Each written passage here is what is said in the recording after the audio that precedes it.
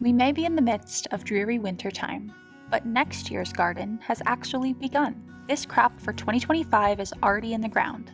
Here's a look at how we plant garlic.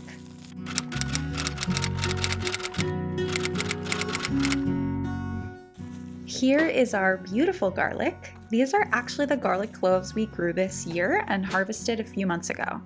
It's the first year we're planting from our own garlic seed, which is so exciting and so fun. First, we're going to separate the bulbs into individual cloves. While doing this, it's important to be careful to keep the paper surrounding each clove intact. The paper that surrounds the bulbs as a whole might come off, and that's okay. We just don't want to be seeing the flesh of the garlic on any of the cloves. The paper around each individual clove protects it so that it doesn't rot in the ground before growing. Another thing to consider when planting is that the bigger the clove, the more energy it has stored for growing a bigger plant and ultimately a larger harvest. So we are prioritizing larger cloves for planting and eating the smaller ones because larger cloves produce larger heads of garlic. Garlic should be planted about 6 inches apart and 2 to 3 inches deep. We're doing a square foot gardening style of planting, so we are not leaving space in between the rows. However, if you're not planning on a square foot style of gardening, you can leave more space in between the rows.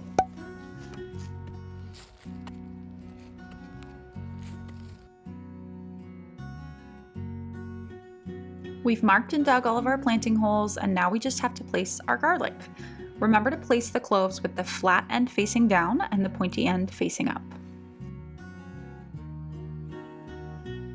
If you've never planted it before, you might be worried about planting garlic right before winter and whether it will survive the cold. Not to worry, because we actually want these cloves to get cold. Garlic is a plant that requires cold stratification, which is basically some period of cold temperatures. The garlic needs this exposure to cold to properly form bulbs with multiple cloves.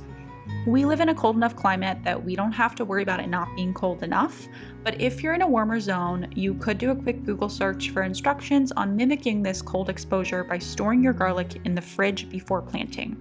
Also, we are growing hardneck garlic, but softneck garlic requires less intense cold exposure than hardneck, so that might be an option for you as well if you live in a warmer growing zone than we do. We made lots of compost this year and we have a bunch of extra, so we're using it to amend this garlic.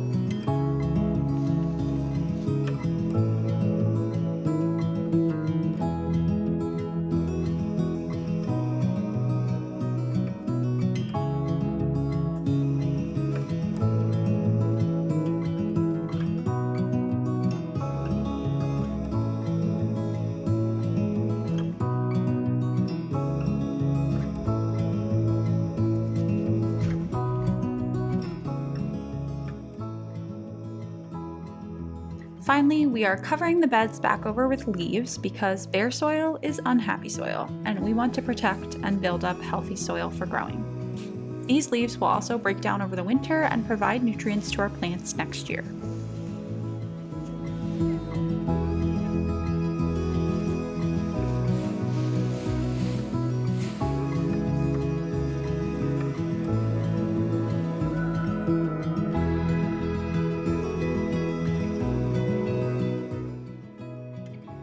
We grow our garlic under a low tunnel with insect netting because we deal with specific pest issues on garlic and onions that completely destroyed our crop when we first tried growing garlic.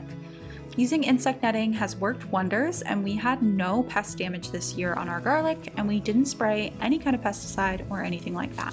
It might look intimidating, but actually a low tunnel like this is fairly easy and inexpensive to assemble. I do have footage of making this tunnel that I actually never got around to editing or posting, so if you're interested in seeing that process, let me know and maybe I'll make a video for you.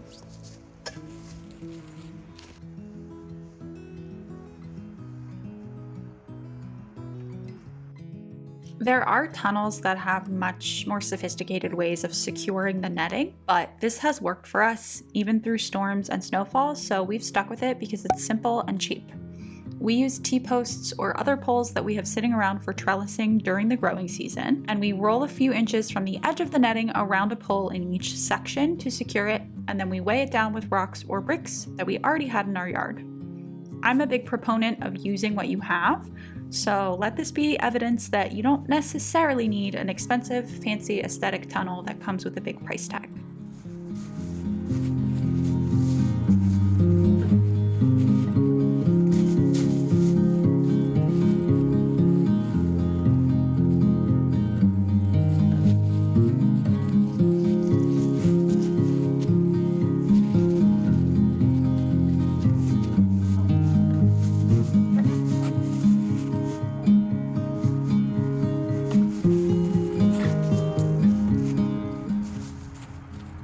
And that's it, our garlic is all tucked in for the winter.